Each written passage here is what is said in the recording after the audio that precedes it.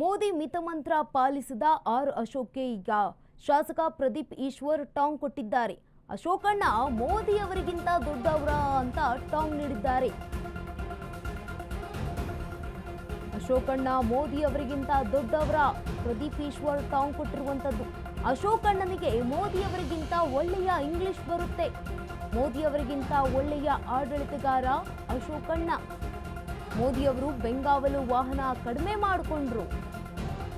ನಮ್ಮ ಅಶೋಕಣ್ಣ ಸುಪ್ರೀಂ ಇದ್ದಂತೆ. ಅಶೋಕಣ್ಣ ದೇಶದ ಮುಂದಿನ ಪ್ರಧಾನಿಗಳಾಗಬೇಕು. ವಿಪಕ್ಷ ನಾಯಕನ ಸ್ಥಾನವನ್ನ ಸುನಿಲ್ಗೆ ಬಿಟ್ಟುಕೊಡ್ತಾರೆ. ಸುನಿಲ್, ನಾನು ಪ್ರಧಾನಿ ಆಗ್ತೀನಿ, ನೀನ್ ಕುತ್ಕೋ ಅಂತಾರೆ. ಆರ್ ಅಶೋಕ್ ವಿರುದ್ಧ ಶಾಸಕ ಪ್ರದೀಪ್ ಈಶ್ವರ್ ವ್ಯಂಗ್ಯವಾಡಿದ್ದಾರೆ. ಮೋದಿ ಮಿತಮಂತ್ರ ಪಾಲಿಸಿದ ವಿಪಕ್ಷ ನಾಯಕ ಆರ್ ಅಶೋಕ್ಗೆ ಪ್ರದೀಪ್ ಈಶ್ವರ್ ಟಾಂಗ್ ನೀಡಿದ್ದಾರೆ. ಅಶೋಕಣ್ಣ ಮೋದಿ ಅವರಿಗಿಂತ ದೊಡ್ಡವರು. ಅಶೋಕಣ್ಣನಿಗೆ ಮೋದಿ ಅವರಿಗಿಂತ ಒಳ್ಳೆಯ ಇಂಗ್ಲಿಷ್ ಬರುತ್ತೆ.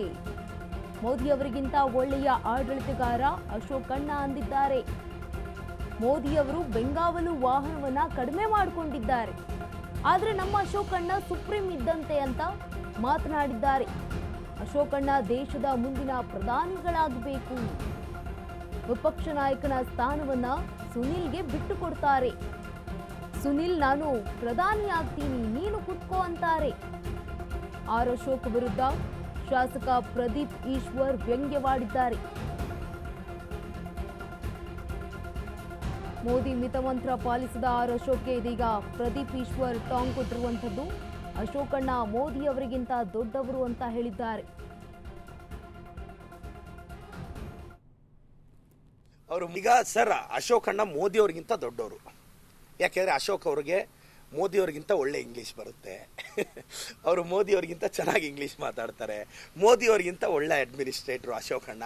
ಆ ಕಾರಣಕ್ಕೆ ನೋಡಿ, ಮೋದಿ ಅವರು ಬೆಂಗಾವಲು ವಾಹನ ಕಡಿಮೆ ಮಾಡಿಕೊಂಡ್ರು, ರಾಜ್ಯಪಾಲರು ಮಾಡಿಕೊಂಡ್ರು. ಅಶೋಕಣ್ಣ ಅಂದರೆ ಎಸ್, ಅಶೋಕಣ್ಣ ಸುಪ್ರೀಂ.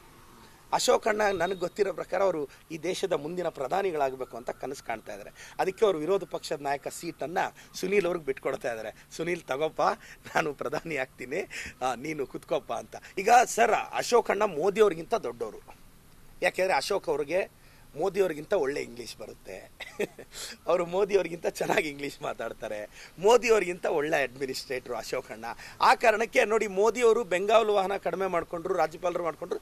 ಅಶೋಕಣ್ಣ ಅಂದರೆ ಎಸ್, ಅಶೋಕಣ್ಣ ಸುಪ್ರೀಂ.